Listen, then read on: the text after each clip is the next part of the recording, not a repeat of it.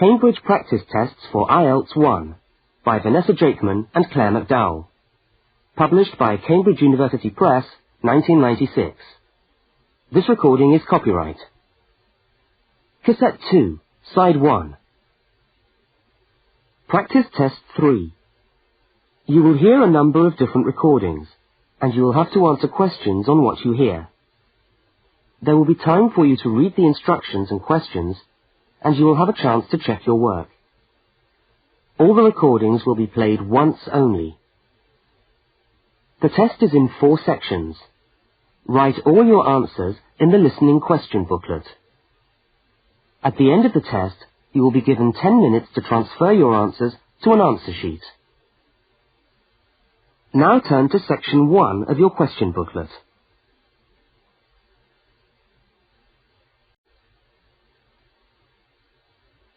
Section 1. You will hear a student inquiring about parking facilities. First, look at questions 1 to 4. For each of the questions, 4 alternatives are given. Decide which of the alternatives, A, B, C or D, best fits what you hear on the tape and circle the appropriate letter.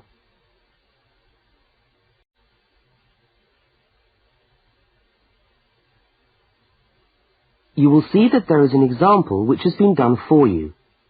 On this occasion only, the conversation relating to the example will be played first.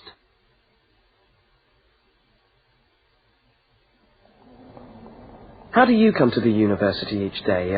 Train or bus, or do you have a car? Oh, I always walk. I haven't got a car, and anyway, I live quite close.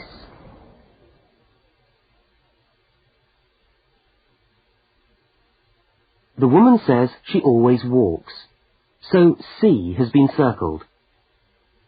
Now we shall begin. You should answer the questions as you listen, because you will not hear the recording a second time. Now listen carefully to the first conversation and answer questions 1 to 4. How do you come to the university each day? Train or bus, or do you have a car? Oh, I always walk. I haven't got a car, and anyway, I live quite close. Do you know anything about parking rights on the campus? I was wondering whether students are allowed to park their cars on campus or not. Yes. I think it's possible for postgraduate students, but not for undergraduate students. That doesn't seem very fair. No, I suppose not. But simply isn't enough room on the campus for everyone to park. Do you need a parking permit? Yeah, I believe you do. Where do I get that from? I think you can get a parking sticker from the administration office. Where's that? It's in the building called Block G, right next to Block E. Block G? Yeah. Oh, right. And what happens to you if you don't buy a sticker? Do they clamp your wheels or give you a fine? No, I think they tow your car away. Oh, really? Yeah. And then they fine you as well, because you have to pay to get the car back. I'd better get the sticker then. Yeah. Where exactly is the administration office again? I'm new to this university and I'm still trying to find my way around. Right. You go along Library Road, past the tennis courts on your left and the swimming pool on your right, and the administration office is opposite the car park on the left. You can't miss it. So it's up Library Road, past the swimming pool, opposite the car park. Right, I'll go straight over there. Bye, and thanks for the help.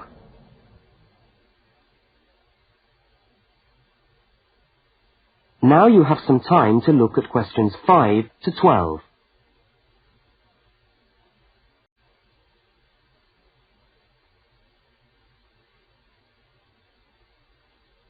As you listen to the next conversation, complete the application form in the spaces numbered 5 to 10 and answer the questions numbers 11 to 12.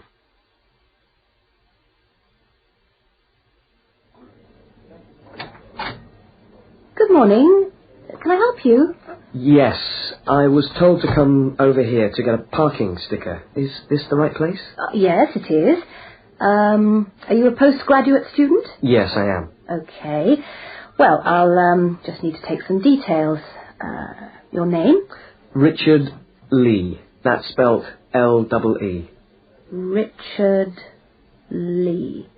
And the address. Flat 13, 30 Enmore Road. How do you spell Enmore? Oh.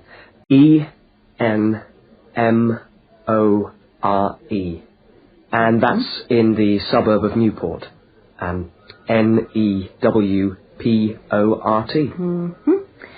Faculty? I beg your pardon? Which faculty are you in? Oh, architecture, the Faculty of Architecture. Right. And the registration number of your car? Let me see. LXJ50... Oh, no, sorry. I always get that wrong. It's LJX058K. LJX508K? No, 058K. And what make is the car? It's a Ford. A Ford. Fine. Well, I'll just get you to sign here, and when you've paid the cashier, I'll be able to issue you with a sticker. All right. Where do I pay? Just across the corridor in the cashier's office. Oh, but it's 12:30 now, and they close at 12:15 for lunch. But they open again at 2:15 until 4:30. Oh, they're not open till 2:15. No.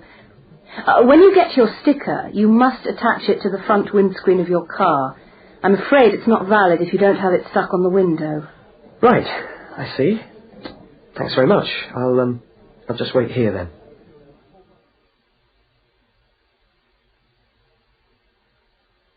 That is the end of section 1. You now have half a minute to check your answers.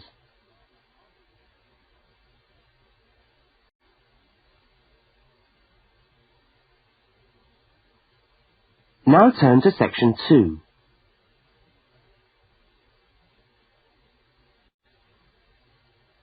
Section 2. You will hear a talk given by a guide showing a group of people round a museum. First, you have some time to look at questions 13 to 18.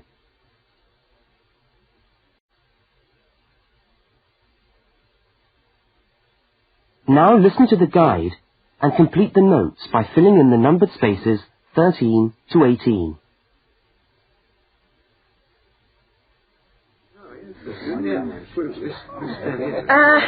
Good morning, everyone, and welcome to the Maritime Museum. Now, before we commence our tour, I'd just like to tell you a little bit about the history of the museum. As you can see, it's a very modern building, built in the postmodern style, and it was in fact opened by the Prime Minister of Australia in November 1991. It's been designed with a nautical flavour in mind, to remind us of our links with the sea.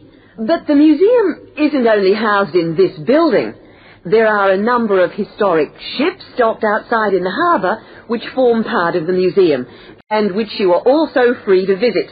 And we'll be coming to them shortly. I'd just like to point out one or two things of general interest while we're here. Handicapped toilets are located on this floor, and the door shows a wheelchair. The cloakroom, where you can hang your coat or leave your bags, is just behind us here. The education centre is on the top floor, and there's a good little library in there which you might like to use. Follow the signs to the education centre. You'll see a lot of little green arrows on the wall. The green arrows will take you there. The information desk, marked with the small letter I on your plan, is located right here in the foyer. So if you get separated from your friends, I suggest you make your way back to the information desk, because we'll be returning to this spot at the end of the tour. All right? Now, if you look out this window, you should be able to see where the museum's ships are docked. If you want to go on a tour of the old ship, the Vampire, she's docked over there, and you should meet outside on the quay. However, a word of warning, I don't recommend it for the grandmas and grandpas, because there are lots of stairs to climb. Right now, let's move on. Oh, I almost forgot to give you the times for that tour. Now, tours of the Vampire run on the hour, every hour, all right? Now look at questions 19 to 23.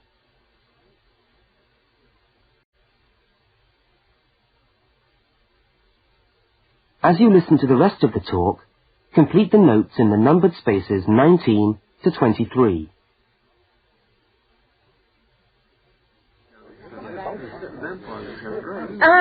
Let's take a walk around the museum now.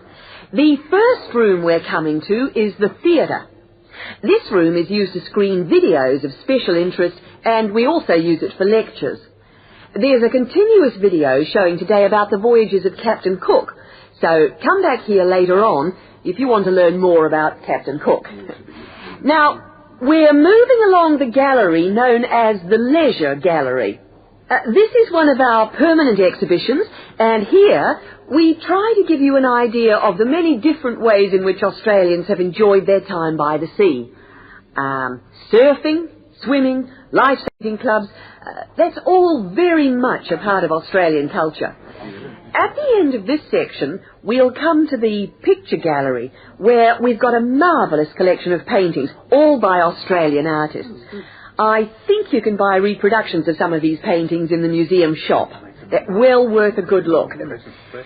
Now, we're coming to the Members' Lounge. Now, as a member of the museum, you would be entitled to use the Members' Lounge for refreshments. Membership costs $50 a year or $70 for all the family. So it's quite good value because entry to the museum is then free. And down at the far end of this floor, you'll find the section which we've called Passengers and the Sea. In this part of the museum, we've gathered together a wonderful collection of souvenirs from the old days when people travelled by ship. You'll find all sorts of things there. Old suitcases, ship's crockery, first-class cabins decorated in the fashion of the day. Just imagine what it must have been like to travel first class. Now, I'm going to leave you to walk around the museum on your own for a while, and we'll all meet back again at the information desk in 3/4 of an hour's time. I hope you enjoy your time with us at the museum today. Thank you.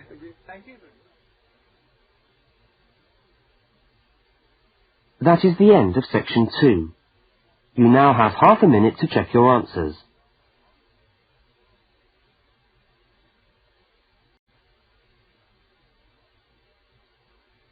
Now turn to section 3.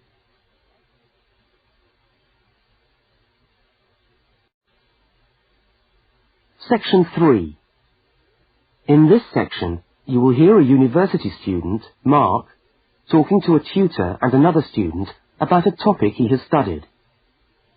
Now look at questions 24 to 32.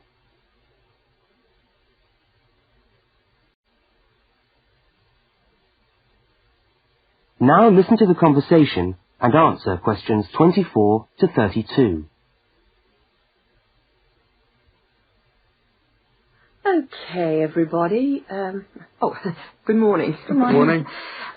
It's Mark's turn to talk to us today, so Mark, I'll ask you to get straight down to business. All right. Now, following on from what we were discussing last week in Susan's tutorial on approaches to marketing, you were going to give us a quick rundown on a new strategy for pricing, which is now being used by many large companies, known as revenue management, before we go on to your actual tutorial paper on sales targets.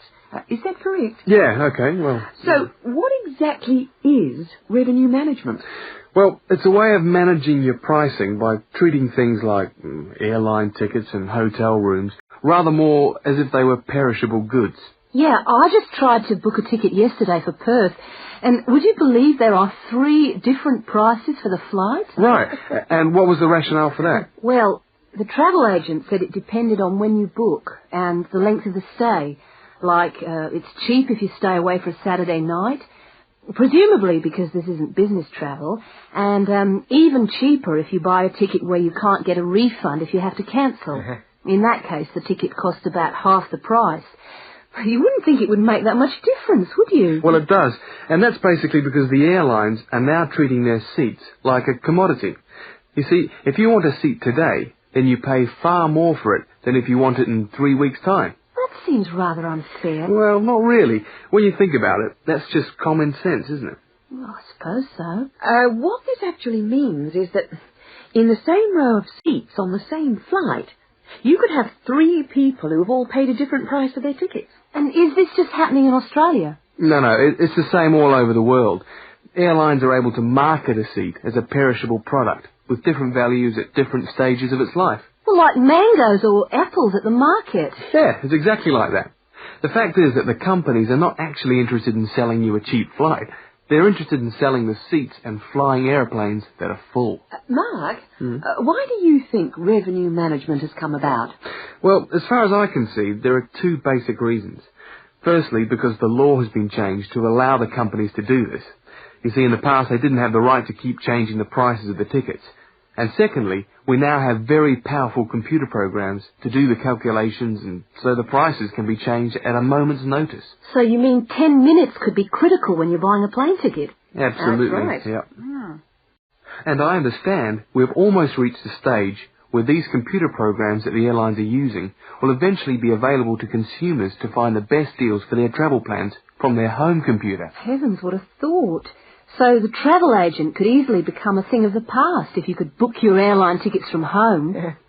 Are there any other industries using this system, or is it restricted to the airline business? No, many of the big hotel groups are doing it now. That's why the price of a bed in a hotel can also vary so much, depending on when and where you book it. It's all a bit of a gamble, really. Yeah, and hire car companies are also using revenue management to set their tariffs, because they're also dealing with a commodity, if you like. So the cost of hiring a car will depend on demand. Well, thank you, Mark, for that overview. That No was trouble. well researched.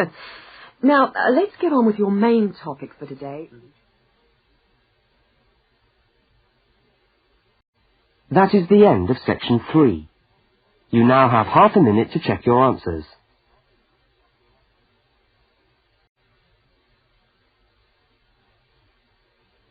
Now turn to section 4.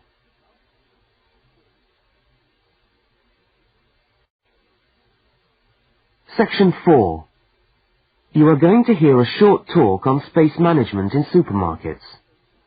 First, you have some time to look at questions 33 to 37.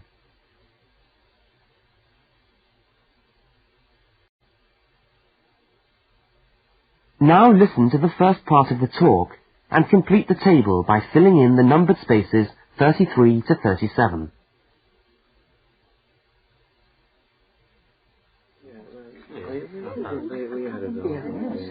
Good morning. Welcome to this talk on space management. And today I'm going to look particularly at space management in the supermarket. Now, since the time supermarkets began, marketing consultants like us have been gathering information about customers' shopping habits. To date, various research methods have been used to help promote the sales of supermarket products. There is, for example, the simple and direct questionnaire, which provides information from customers about their views on displays and products, and then helps retailers make decisions about what to put where.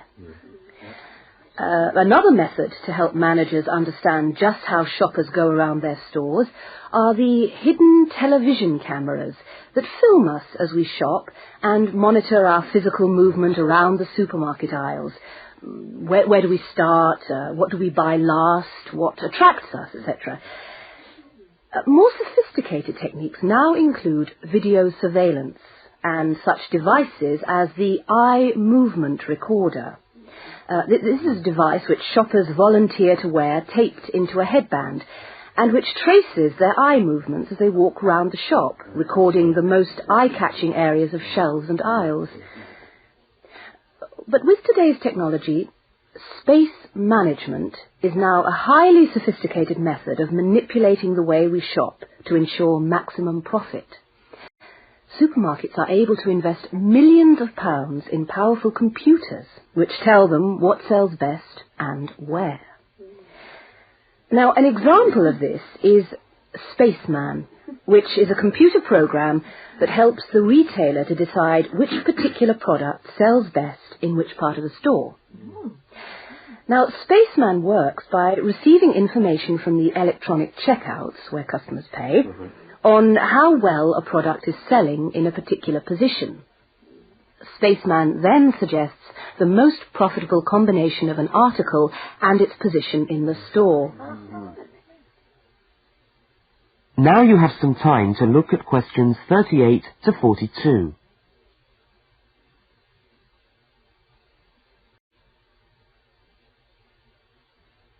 As you listen to the rest of the talk, label the diagram by filling in the numbered spaces 38 to 42. So, let's have a look at what we know about supermarkets and the way people behave when they walk down the aisles and take the articles they think they need from the shelves. Now, here's a diagram of one supermarket aisle and 2 rows of shelves. Here's the entrance at the top left-hand corner.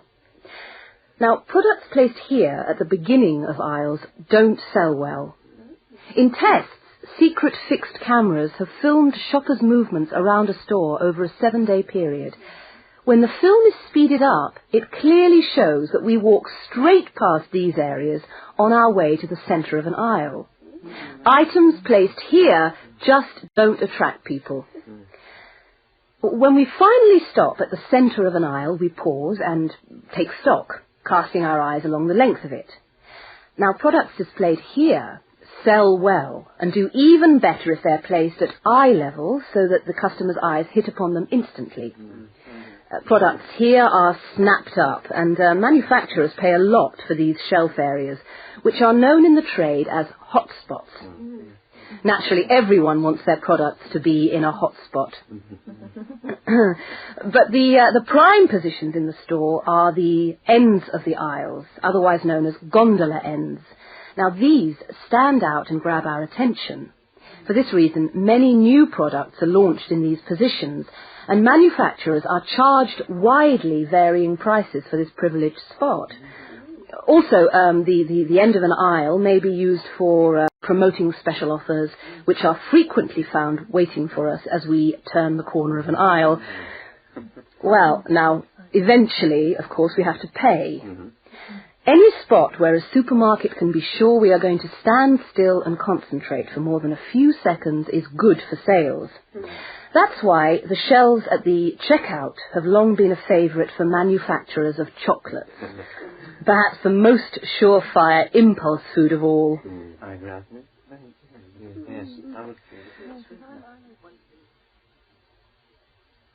That is the end of section 4.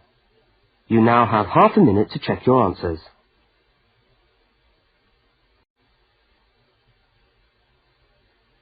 That is the end of the listening test.